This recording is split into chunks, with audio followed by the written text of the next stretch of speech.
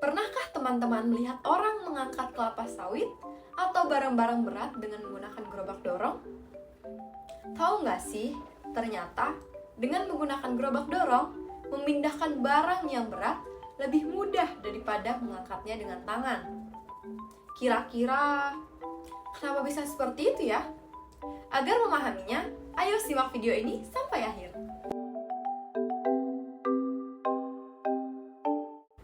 Assalamualaikum warahmatullahi wabarakatuh.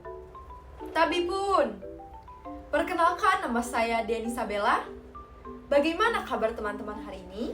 Semoga kita semua selalu dalam keadaan sehat walafiat. Hari ini kita akan mempelajari tentang usaha dan pesawat sederhana dalam kehidupan sehari-hari.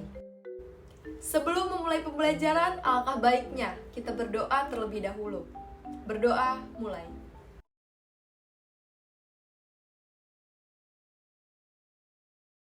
Berdoa selesai.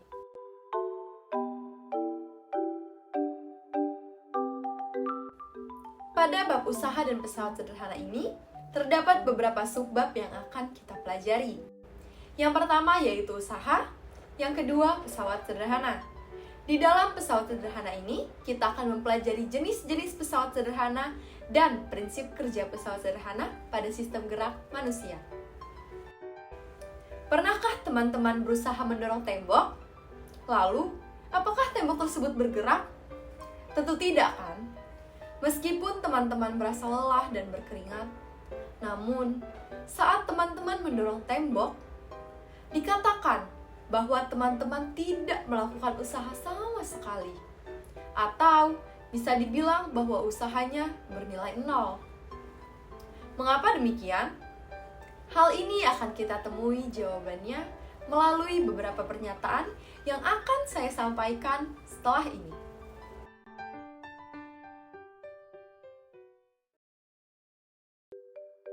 Pengertian dari usaha sendiri, yakni suatu upaya manusia yang bertujuan untuk mencapai tujuan tertentu.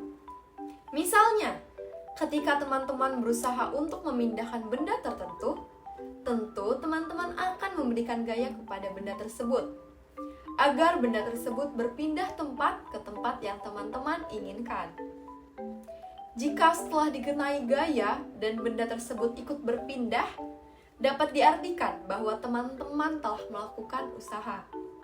Berbeda bukan dengan peristiwa mendorong tembok tadi? Semakin besar gaya yang digunakan untuk memindahkan benda, semakin besar pula usaha yang kita lakukan. Dan semakin jauh perpindahan benda, semakin besar pula usaha yang dilakukan. Jadi, dapat disimpulkan bahwa besarnya usaha ditentukan oleh besar gaya yang diberikan pada benda dan besarnya perpindahan. Ataupun secara matematis dapat ditulis sebagai berikut. W sama dengan F dikali delta S, dengan W adalah usaha dan F adalah gaya, serta delta S adalah perpindahan. Untuk lebih memahami rumus matematis usaha, di sini saya akan menampilkan contoh soal yang sangat mudah untuk dipahami.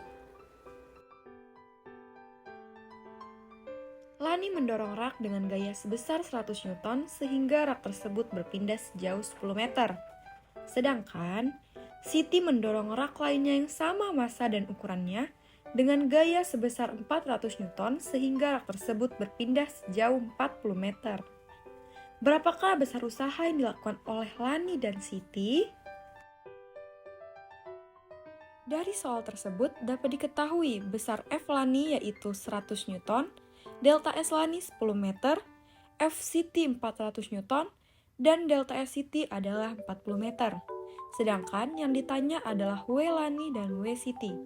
Untuk mengetahuinya dapat dimasukkan rumus W yaitu F dikali delta S. Untuk mencari W Lani, kita bisa memasukkan F Lani dan delta S Lani, yaitu 100 Newton dikali 10 meter, sehingga dapat ditemukan hasilnya yaitu 1000 Joule. Sedangkan untuk mencari W Siti, kita bisa memasukkannya ke dalam rumus, yaitu dengan memasukkan F Siti dengan delta S Siti, yaitu sebesar 400 Newton dikali 40 meter, sehingga ditemukan hasilnya sebesar 16.000 Joule. Jadi, besar usaha yang dilakukan oleh gaya dorong Lani adalah sebesar 1000 Joule dan besar usaha yang dilakukan oleh gaya dorong Siti sebesar 16.000 Joule. Dalam soal tersebut, selain besar usaha, kita juga dapat menentukan laju energinya. Apa sih laju energi itu? Laju energi atau daya adalah besar energi yang dipergunakan dalam setiap detik, sehingga dapat ditentukan dengan cara membagi besar usaha dengan selang waktu, atau secara matematis dapat dituliskan sebagai berikut. P sama dengan W dibagi T, dengan P adalah daya, W adalah usaha, dan T adalah waktu. Untuk lebih memahami laju energi, perhatikan contoh soal berikut. Lani memindahkan rak dengan usaha sebesar 1000 Joule dalam waktu 10 sekon. Sedangkan Siti memindahkan rak tersebut dengan usaha sebesar 16.000 Joule dalam waktu 40 sekon. Berapakah daya yang dikeluarkan oleh Lani dan Siti untuk memindahkan rak? Dari soal tersebut, kita dapat mengetahui bahwa W Lani sebesar 1000 Joule, T Lani sebesar 10 sekon, W Siti sebesar 16.000 Joule, dan T Siti sebesar 40 sekon. Sedangkan yang ditanya adalah P Lani dan P Siti.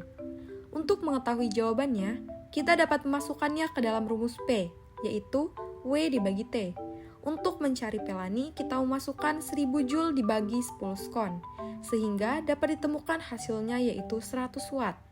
Untuk mencari P Siti, kita memasukkan 16.000 Joule dibagi 40 sekon, sehingga ditemukan hasilnya 400 watt. Jadi, daya yang dikeluarkan oleh Lani sebesar 100 watt, dan daya yang dikeluarkan oleh Siti sebesar 400 watt. Jika teman-teman sudah memahami tentang usaha dan laju energi atau daya, saya akan melanjutkannya ke materi berikutnya, yaitu pesawat sederhana.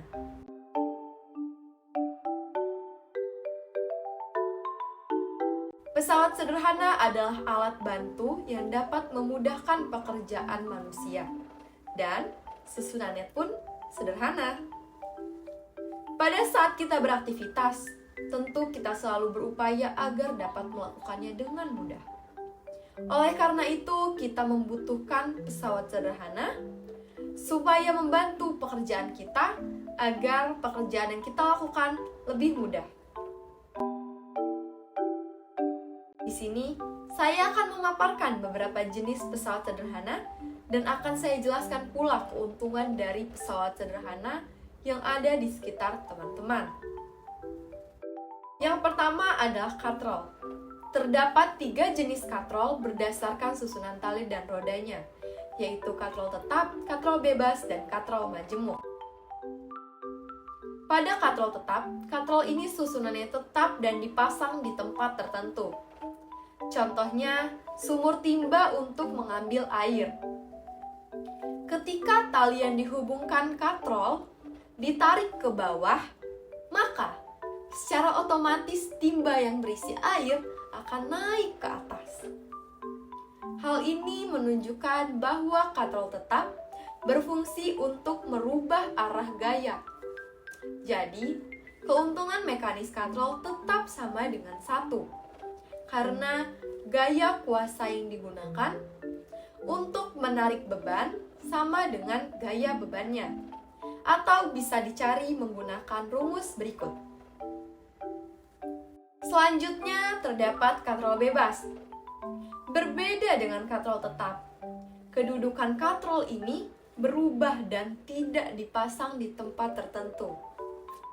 Katrol ini biasanya ditemukan di pelabuhan untuk mengangkat peti kemas. Hal ini dilakukan karena katrol bebas berfungsi untuk melipatkan gaya, sehingga pada kuasa yang diberikan untuk mengangkat beban menjadi lebih kecil daripada gaya bebannya. Pada katrol ini, panjang lengan kuasa sama dengan 2 kali panjang lengan beban. Jadi, keuntungan mekanisnya adalah 2, atau bisa dilihat dalam rumus berikut. Selanjutnya terdapat katrol majemuk. Katrol majemuk merupakan gabungan dari katrol tetap dan katrol bebas yang dirangkai menjadi satu sistem yang terpadu.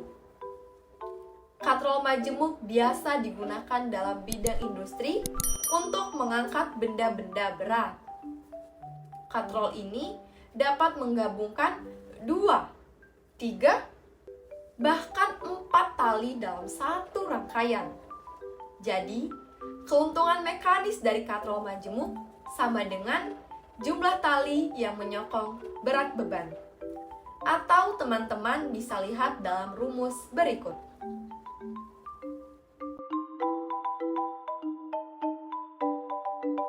Selanjutnya terdapat roda berporos. Roda berporos berfungsi untuk memperbesar kecepatan dan gaya. Contoh dari roda berporos yang sering sekali teman-teman jumpai adalah roda gigi, yaitu gear, dan ban pada sepeda. Pada contoh ini, roda gigi berfungsi sebagai pusat pengatur gerak roda sepeda yang terhubung langsung dengan roda sepeda. Sedangkan roda sepeda menerapkan prinsip roda berporos untuk mempercepat gaya saat melakukan perjalanan. Selain roda pada sepeda, contoh lainnya ada pada kursi roda, mobil, sepatu roda, dan masih banyak lainnya.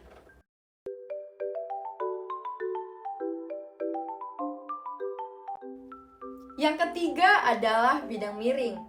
Bidang miring merupakan bidang datar yang diletakkan miring atau membentuk sudut tertentu, sehingga dapat memperkecil gaya kuasa. Contohnya adalah tangga, skrup, pisau, dan lain-lain. Keuntungan mekanis bidang miring dapat dihitung dengan membagi gaya beban dengan gaya kuasa. Karena segitiga yang besar sebangun dengan segitiga yang kecil, maka gaya beban dibagi gaya kuasa sama dengan panjang bidang miring dibagi tinggi bidang miring. Sehingga cara lain untuk mencari keuntungan mekanisnya adalah dengan membagi panjang bidang miring dengan tinggi bidang miring tersebut.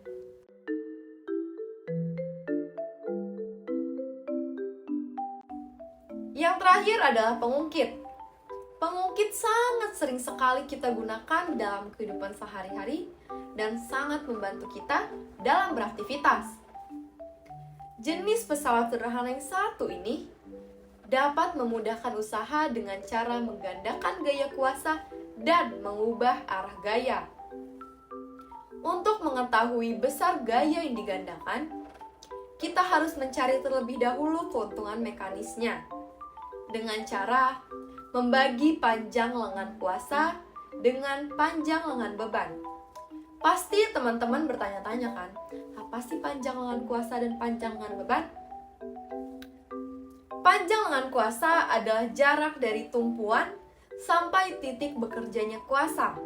Sedangkan panjang lengan beban adalah jarak dari tumpuan sampai dengan titik bekerjanya beban. Atau bisa teman-teman lihat dari gambar berikut.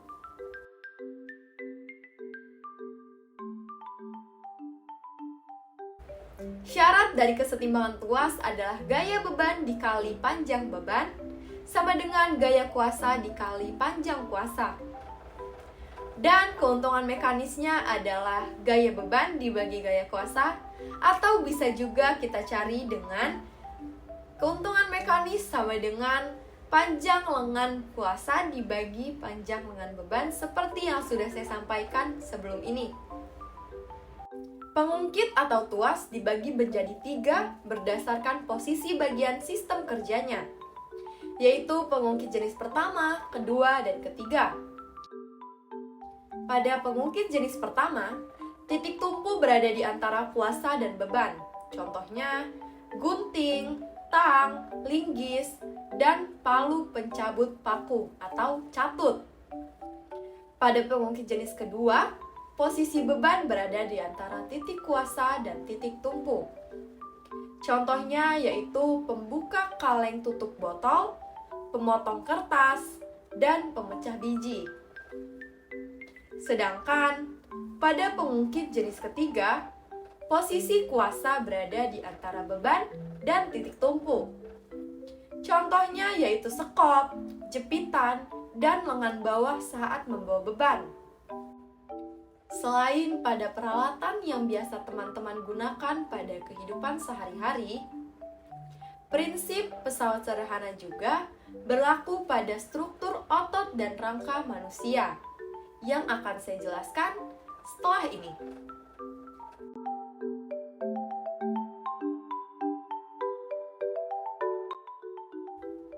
Prinsip ini seringkali teman-teman gunakan dalam kehidupan sehari-hari tanpa teman-teman sadari. Contoh dari penerapan dalam kehidupan sehari-hari yaitu: yang pertama, ketika seseorang mengangkat barbel. Pada saat ini, telapak tangan yang menggenggam barbel berperan sebagai gaya beban.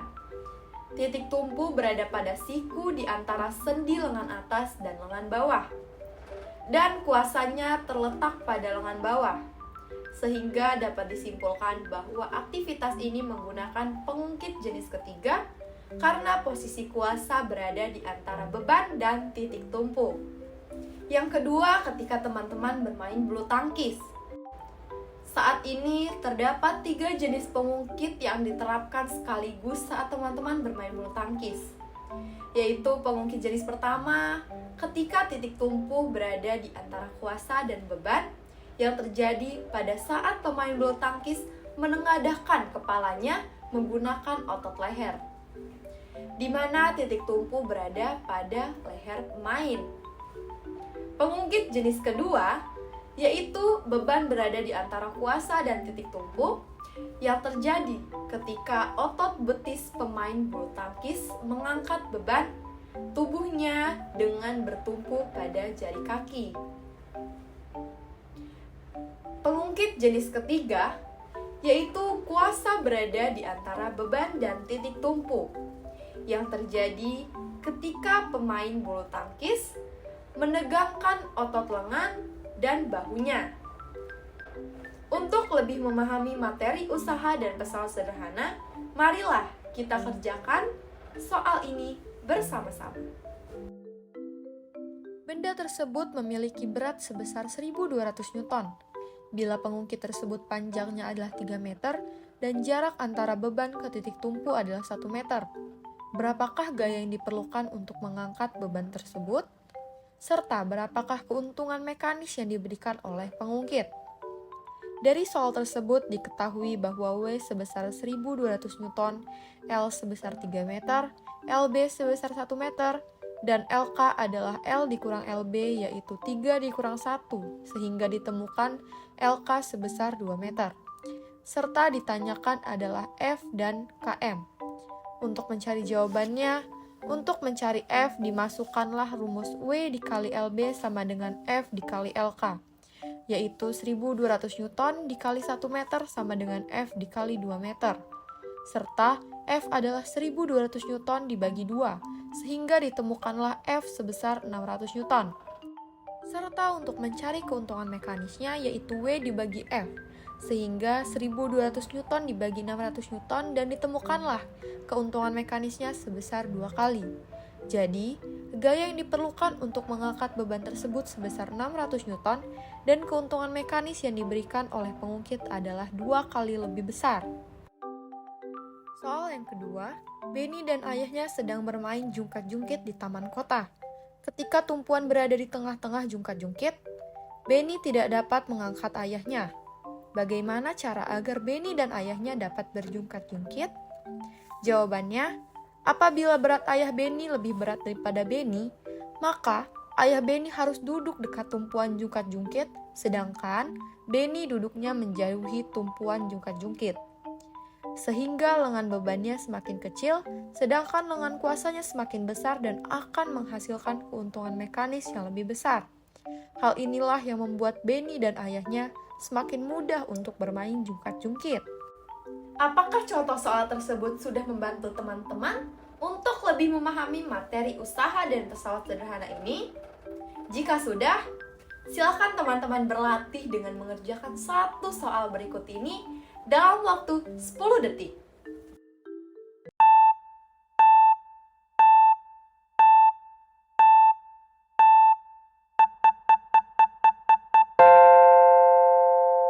Jadi, kita telah mempelajari semua subbab yang ada di dalam materi usaha dan pesawat sederhana dalam kehidupan sehari-hari.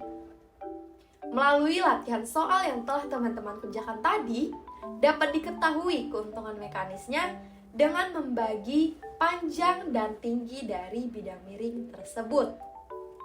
Sehingga, ditemukanlah keuntungan mekanisnya sebesar, kira-kira berapa?